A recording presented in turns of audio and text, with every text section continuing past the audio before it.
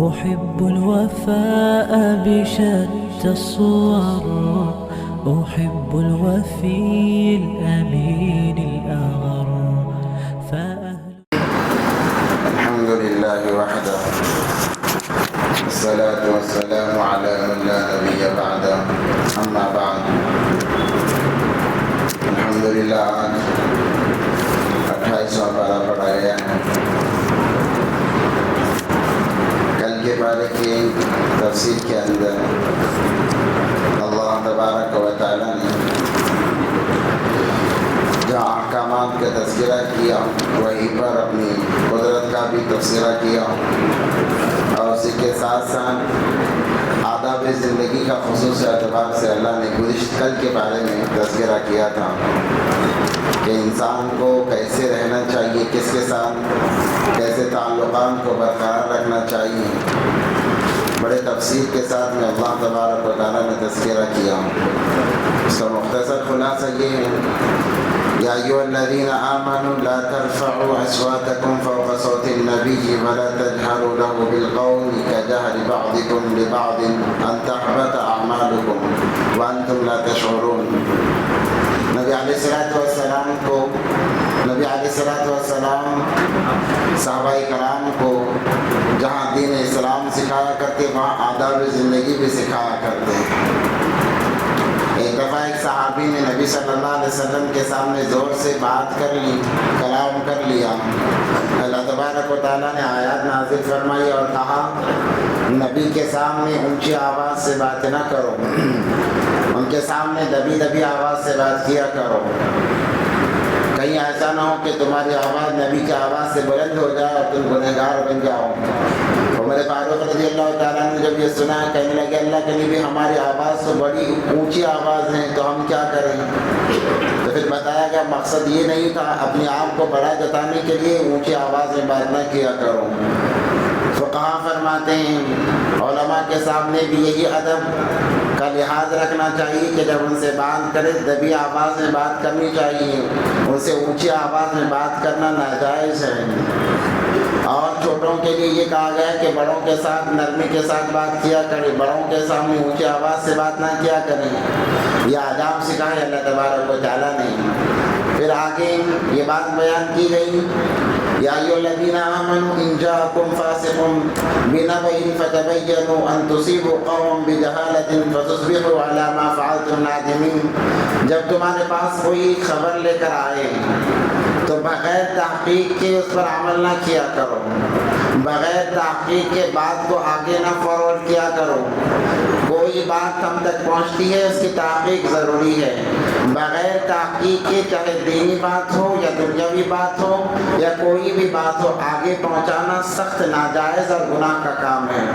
آج کل اس کو عام سمجھا جاتا ہے، جو بات سنتے ہیں کسی کے متعلق کہ فلاں نے یہ غلط کام کیا اس کو ایسے تیزی سے فارورڈ کر دیتے ہیں، پھیلا دیتے ہیں کہ ہم نے اپنی آنکھوں سے دیکھا ہے۔ یہ سخت غلط کام ہے۔ جو بھی بات ہمارے سامنے آئے پہلے اس کی تحقیق ہونی چاہیے، خود چل کر، یہ نہیں کہ 4-5 لوگوں سے معلومات کر لیا پھر اس پر فیصلہ باندھ دیا، ایسا نہیں ہونا چاہیے، بلکہ خود جا کر تحقیق کرے آیا یہ بات صحیح ہے یا نہیں ہے۔ اس کے بعد میں اگر وہ بات پھیلانے سے دوسرے کو تکلیف ہو رہی ہے تو اس کو نہ پھیلائیں۔ ایسا نہیں کہ خبر پکی ہے تو چلو سب کو عام کرتے پھرے، ایسا غلط ہے۔ اگر بات غلط بھی ہے معلوم پڑ گیا اس سے اس کو تکلیف ہوتی ہے تو پھر اس کو چھپانا یہ اللہ کو سب سے زیادہ پسندیدہ عمل ہے اللہ تبارک و تعالیٰ کے نزدیک۔ آج کل واٹس ایپ گروپ میں بہت ساری دینی باتیں بھی آتی ہیں، دنیاوی باتیں بھی آتی ہیں، ان باتوں کو ہم لوگ دینی باتوں کو دین سمجھ کر فارورڈ کر دیتے ہیں، حالانکہ اس کے اندر غلط باتیں بھی ہوتی ہیں، بیہودہ باتیں بھی ہوتی ہیں۔ اس کی وجہ سے ہم غیر محسوس طریقے سے عذاب کے مستحق بنتے چلے جاتے ہیں۔ اللہ تبارک و تعالیٰ نے فرمایا یا ایھا الذین آمنوا لا یسخر قوم من قوم عسى ان یکونوا خیرا منهم ولا نساء من نساء عسى ان یکن خیرا منهن ولا تلمزوا انفسکم ولا تنابزوا بالالقاب۔ ایک دوسرے کے برے نام سے نہ پکارا کرو، نام ادب کے ساتھ دینا چاہیے، مکمل نام لینا چاہیے۔ ادھورا نام، برا نام لے کر پکارنا یا کسی کو اپنے انداز میں مذاقیہ انداز سے کہ کوئی نام رکھ دینا، یعنی مثال کے طور پر اگر کوئی لمبا ہے، اپنے دوستوں میں اپنی نجی محفلوں میں اس کا نام لمبو پکار لینا، اور اگر کوئی زیادہ باہر گھومنے پھرنے والا ہے تو پھر گشت کرنے والی جماعت کا نام رکھ دینا۔ یہ الگ الگ ایسے انداز ہیں کہ ایک آدمی کو ایسا نام سے یاد کرنا جو اس کا حقیقی نام نہیں ہے، جب اس کو پتہ چلے تو اس کو تکلیف پہنچتی ہو، ایسے ناموں سے یاد کرنا بھی سخت گناہ ہے، اللہ کو ناراض کرنے والے کام ہیں۔ ہم دوستوں میں بہت ساروں کے نام تبدیل کر دیتے ہیں، اگر کوئی دوستوں میں زیادہ کھاتا ہے تو پھر اس کو زیادہ کھانے والا نام رکھ دیتے ہیں، یا اپنے حساب سے کوئی نام اس کا رکھ دیتے ہیں، اسے معلوم نہیں ہوتا، ہم اس کو ایک ہنسی مذاق میں اس کا بات کو لیتے ہیں، حالانکہ شرعی نظر میں یہ سخت غلط ہے۔ اس لیے کہا گیا کسی کو برے القاب سے، برے ناموں سے نہ پکارو، جب بھی نام لو ادب کے ساتھ میں مکمل نام لو۔ اور اللہ تبارک و تعالیٰ نے اسی بارے میں کہا یا ایھا الذین آمنوا اجتنبوا کثیرا من الظن ان بعض الظن اسم، تجسس میں نہ پڑھو،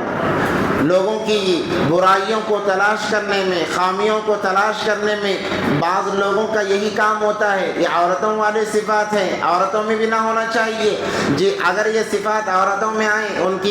کی آخرت برباد، مردوں میں آئیں ان کی آخرت برباد، کہ ایک دوسرے کی ہمیشہ برائی تلاش کرنے میں لگے رہتے ہیں، ایسا کرنا سخت گناہ ہے۔ ان بعض الظن اسم ولا تجسسوا ولا یغتب بعضکم بعضا، اللہ فرماتے ہیں ایحب احدکم ان یاکل لحم اخیہ میتا فکرہتموہ، کیا تم یہ پسند کرتے ہو کہ تمہارے مردار بھائی کا کچا گوشت تم چبا جاؤ، کچا گوشت کھا جاؤ؟ جب اس چیز کو ناپسند کرتے ہو تو پھر لوگوں کے عیوب تلاش کرنا تمہارے سامنے کیسا پسندیدہ بن سکتا ہے؟ یہ بھی ویسے ہی بری چیز ہے جیسے مردار بھائی کا کچا گوشت چبا جانا۔ واتقوا اللہ، اللہ سے ڈرو، ان اللہ تواب الرحیم، اللہ تبارک و تعالی معاف کرنے والوں کو، اللہ توبہ کرنے والوں کو زیادہ محبوب رکھتے ہیں۔ پھر اس کے بعد میں آج جو پارہ پڑھا گیا ہے، اللہ تبارک و تعالی نے اس پارے کے اندر ایک صحابیہ کا واقعہ نقل فرمایا، حضرت خولہ رضی اللہ تعالی عنہا کا، کہ قد سمع اللہ قول التی تجادلک فی زوجہا وتشتکی الی اللہ، کہ حضرت خولہ رضی اللہ تعالیٰ عنہ کے شوہر دونوں عمر دراز تھے، شوہر نے زہار کر لیا۔ زہار کسے کہتے ہیں؟ اگر کوئی شوہر اپنے بیوی سے یہ کہہ دے کہ تیری پیٹھ میری ماں کی طرح ہے، ماں کی پیٹھ کی طرح ہے، یعنی مرد جہاں سے فائدہ اٹھاتا ہے اس جگہ کو اپنی ماں کے اعضاء سے تعبیر دے، یا اپنی بہن کے اعضاء سے تعبیر دے، یا اپنی بیٹی کے اعضاء سے تعبیر دے، اسے زہار کہتے ہیں۔ اگر ایسا کہہ دیا تو پھر بیوی شوہر پر حرام ہو جاتی ہے، نکاح ٹوٹتا نہیں ہے بلکہ بیوی حرام ہو جاتی ہے، وہ بیوی سے فائدہ حاصل نہیں کر سکتا۔ تو پھر پہلے زمانے میں اس کو یوں سمجھا جاتا تھا کہ اب طلاق ہو گیا، اب کوئی تعلق باقی نہیں رہا۔ تو جب حضرت خولہ رضی اللہ تعالیٰ عنہ کے شوہر نے یہ بات کہی تو پھر حضرت خولہ رضی اللہ تعالیٰ عنہ بڑا افسوس کرنے لگی، بڑھاپے کی عمر ہے، چھوٹے بچے ہیں، میرا گزارا کیسے ہوگا اگر میرا شوہر سے تعلق ختم ہو گیا، وہ اکیلا میرا تھا، اب میں کیا کروں؟ یہ نبی علیہ الصلوۃ والسلام کے پاس گئی، جا کر کہنے لگی اللہ کے نبی میرے درمیان میں کچھ فیصلہ کر دیجئے، میرے شوہر نے تو ایسے الفاظ کہہ دیے ہیں۔ تو نبی صلی اللہ علیہ وسلم نے بھی کہا کہ معاملہ وہی ہے، اب کچھ ہو نہیں سکتا۔ یہ باتیں نبی علیہ الصلوۃ والسلام اور حضرت خولہ رضی اللہ تعالیٰ عنہ کے درمیان میں ہو رہی تھی، تیسرا کوئی سننے والا نہیں تھا۔ جب نبی صلی اللہ علیہ وسلم نے کہا کہ اب کچھ ہونے والا نہیں ہے تو حضرت خولہ رضی اللہ عنہ نے کہا اب میں اپنے اللہ کو سناؤں گی، جب یہاں سے بھی میرا مسئلہ حل نہیں ہو رہا ہے میں اپنے رب کو سناؤں گی۔ کیا وہ عورتیں تھی ہوں گی؟ کہنے لگی اللہ کو سناؤں گی، یہ کہہ کر چلی ہیں۔ پیچھے نبی علیہ الصلوۃ والسلام پر آیات نازل ہوئی، اما عائشہ رضی اللہ تعالیٰ عنہ فرماتی ہیں ان کی باتیں ایسی تھی کہ میں نے بھی نہیں سنی، اتنے دھیمے دھیمے انداز میں وہ باتیں ہو رہی تھیں، مگر اللہ کیسے سننے والے ہیں کہ وہ باتیں سن کر اللہ نے آیات نازل فرمائی اور کہا قد سمع اللہ قول التی تجادلک فی زوجہا وتشتکی الی اللہ، شکایت کر رہی تھی، وہ شکایت کو اللہ تبارک و تعالیٰ نے سن لیا اور کہا الذین یظاہرون منکم من نسائہم ما ہن امہاتہم ان امہاتہم الا اللہ ولدنہم، اور یہ کہنے سے کوئی اپنی سگی ماں اس کی سگی ماں نہیں بنتی ہے، مگر یہ ایک احکام ہے، اگر کوئی کسی نے یہ کام کر لیا ہے تو پھر اللہ تبارک و تعالیٰ نے کفارے کا تذکرہ فرمایا۔ کیا کفارہ ہے؟ فمن لم یجد فصیام شہرین متتابعین من قبل ان یتماسا، عورت کو چھونے سے پہلے 2 ماہ کے مسلسل روزے رکھے، 2 ماہ لگاتار روزے رکھے گا، یہ اس کا کفارہ ہے، لگاتار ہونے چاہیے، ایک روزہ بھی چھوٹ گیا پھر دوبارہ شروع کرنا ہے۔